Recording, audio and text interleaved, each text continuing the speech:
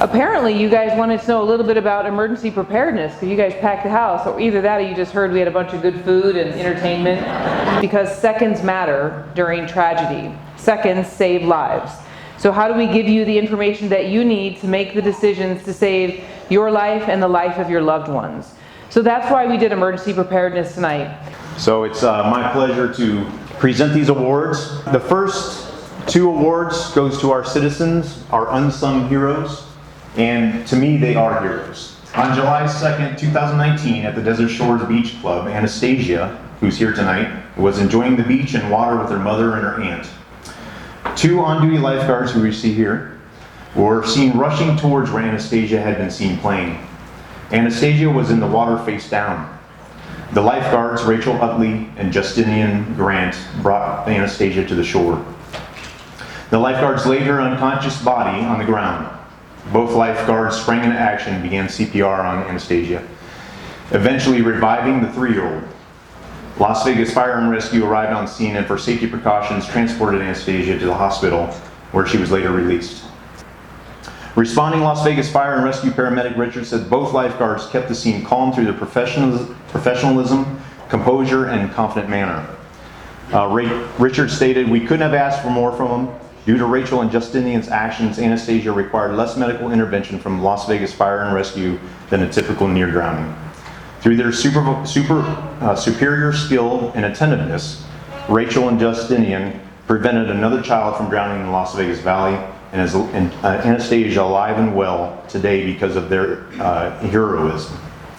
Rachel and Justinian, your heroism truly exemplifies the LVMPD value of courage. We are proud to award you the July Unsung Hero Award for your acts of bravery." Sergeant Matt Marlowe. He's been a part of Northwest Area Command since August 2015. In May 2016, he was selected as a sergeant of the Northwest Area Command Resident Section, which includes Mount Charleston, Indian Springs, Cold Creek, and Corner Creek.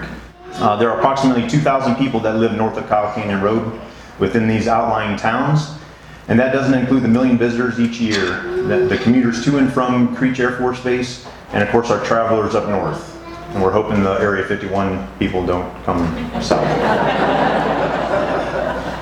These areas rely on Sergeant Marlowe and the 7 officers that he commands for immediate response, and many times they respond alone. Sergeant Marlowe has been instrumental in building a sense of community for those who live and work in the town. One of the many calls they respond to are rescues. These rescues occur in all areas of the resident area and are at times during extreme weather conditions or intense terrain. These officers are trained and have gear which allows them to conduct searches for lost hikers or citizens in distress. And part of that gear now includes the automatic external say it for me. Defibrillator. Thank you. Or the AED. I call it the AEDs. Due to a grant funding Sergeant Marlowe was able to obtain. There have been approximately 20 plus number of rescues just made year to date by Sergeant Marlowe and his team. So that doesn't even include when we call off search and rescue where the terrain is too intense. Sergeant Marlowe, you're an incredible asset to Northwest Area Command and to our community north of Kyle Canyon. You are to be commended to your leadership and your drive for excellence, and we thank you. Thank you. Everyone in this room plays a part. From the lifeguards who saved this young lady's life to each of you here tonight, listening to the message from great leadership, from great people up here in Northwest. And so I'm looking to gather some of those eyes and those ears. I see a lot of friendly faces back there. People in the back, prior crime prevention, who trained me. I'm former crime prevention. But I'm here on behalf of the Crime Stoppers Board. So we're looking for partnerships with all of you. Our event is coming up. It's up there on our website. It's on August 23rd at Born and Raised, and it's our annual fundraiser. We have a live auction if you don't want to attend the event or can't. So we've been around since '94. Crime Stoppers itself, this is the 44th year in the United States that Crime Stoppers has been around. Crime Stoppers started out of Albuquerque, New Mexico in 1975 because a little girl was murdered. And the detective working the case wanted tips, but he wanted them to go through the public, the people who know potentially who did this, or have known someone who did this, or knows something about the crime. And that's what this money that we're talking about, that we're raising, will go towards paying those tips. But a lot of those people want to just do the right thing, and they want to give that tip anonymously. You can do that through calling in or going online to our website and turning in that tip. So please do me a favor, get this information, go to the website, take a look. If you're interested in donating, you can donate directly. You can look at some of these items on the website for auction. This auction is all up for, I think it's 30 days after our event. So this is our fundraising, or you can buy tickets for our event right there. My name is Diana Cordero. I work for the department's emergency management section, and Captain Larkin mentioned what does law enforcement do for emergency preparedness. I wanted to give you kind of a baseline of our part in this. So we are embedded in the Southern Nevada Counterterrorism Center, which is our fusion center here in Southern Nevada. We partner continuously with a bunch of different organizations, and we work closely with our Clark County Office of Emergency Management as well as our City of Las Vegas Office of Emergency Management. We partake in a lot of training and organization of different large-scale emergency preparedness exercises. So our job is to make sure that our officers are prepared to best serve the community so that you guys are safe. So if you think of things like a mall or a school or something as big as the Electric Daisy Carnival or New Year's Eve, we have huge special events, and we meet and we take time together with all of our first responder entities, and we talk through what a critical incident response would look like. What are we going to do if we have something that just happened in El Paso, that has happened in Ohio, that we've had here in our community? Well, I appreciate the opportunity to join you this evening. It was a fine example of emergency management in its moment. I got the call about 30 minutes to come and stand in. I would be remiss to not mention the fact that our chief, John Steinbeck, is the emergency manager for Clark County, and he was originally planned to be here as your speaker this evening, but we had an opportunity to do something that we are grateful to do, and we were able to go to El Paso this week to support our fellow emergency management partners in our community there. So we're going to talk about general preparedness and where what if meets reality. What happens in this community if we have something catastrophic? Are our residents prepared? Our number one priority is to get everyone at least aware of the hazards that are in our community. The first thing that we want to talk about is what realistically could occur here. The types of disasters that we have, there's a variety. The natural hazards that we think of. This picture that you happen to see of that wildfire, that was here. That was on Mount Charleston in 2013. The man-made disasters that are most often talked about in the news, things that we could look for in terrorism. The technological aspect, our water systems, that's something that people don't think about. The computer systems that run our power grid, all of those are aspects that we have to prepare for. And we only have a 3-day food supply. 3 days in this community without receiving any incoming goods. And if our disruption to our food supply is such that if California has the big earthquake and the roads are damaged and we can't get trucks to come in, that's where the majority of our commodities come from. So we would be reliant upon other sources in communities that were not necessarily prepared to support us with our food. So that 3-day supply needs to be understood by all of you. That is every item of food on the shelves in the grocery stores as they are now, Costco, all of the restaurants, Cisco, everyone. 3 days, period. That's the maximum amount that's available in this community at any given time without the influx of commodities coming in. And government assistance. We tell you that it could take 72 hours or as long as 10 days. FEMA is now telling us to encourage everyone to understand 10 days. That's reasonable. About 3 years ago in 2016, I was traveling cross country, and in Louisiana they had floods. FEMA couldn't get to those people for 15 days.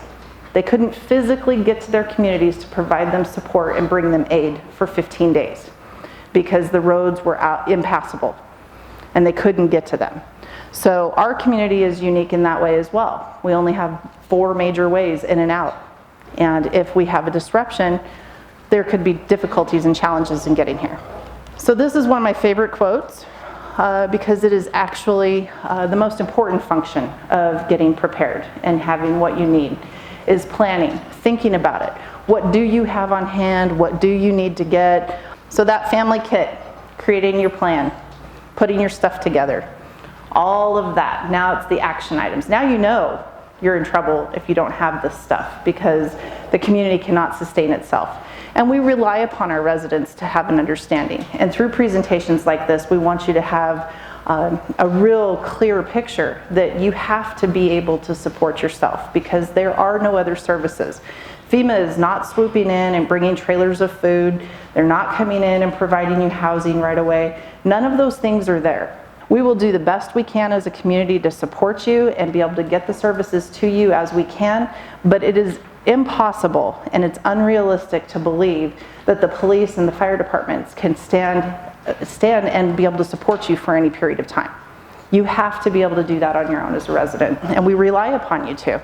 Water is a very critical subject that everyone also needs to know. We suggest that everyone have a gallon of water per person, per pet, per day. That's not just for consumption, but that's also for hygiene. And we want to make sure that you have enough that you can sustain yourself for at least 3 days. But back to that 10 days is much better. We really want you to aim for that. Store what you'll eat and eat what you store. Remember that as a catchphrase. So do not go and stock up on Spam and Twinkies if you don't eat Spam and Twinkies all the time. Because you will be sick if that's what you have in your food storage. If you eat granola bars, peanut butter, think about protein sources, things that will keep for a while. But you want to make sure that you have things that are easily consumable and stuff that you will use on a regular basis so that it's not getting stale or out of date. Medical, something that people don't think about, and this is a challenging one because of the way our medical system is and insurance and trying to get stocked up on medications.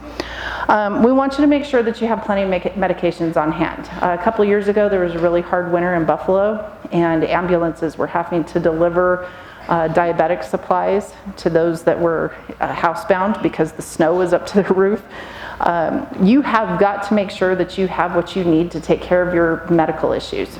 You really need to be able to rely upon yourselves and not think that somebody's going to come and be able to provide this to you because we are the people and we would be completely overwhelmed in a very short period of time. So make sure you have extra prescriptions. You can usually do that by getting samples from your doctor.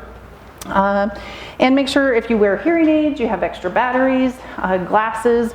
I had somebody give me an important little tip that had lived in earthquake country. She had on her nightstand, she kept her glass case there and put some Velcro on it and put it on her nightstand so that if an earthquake happened in the middle of the night, at least she could get to her glasses. So those are things that you just have to think ahead.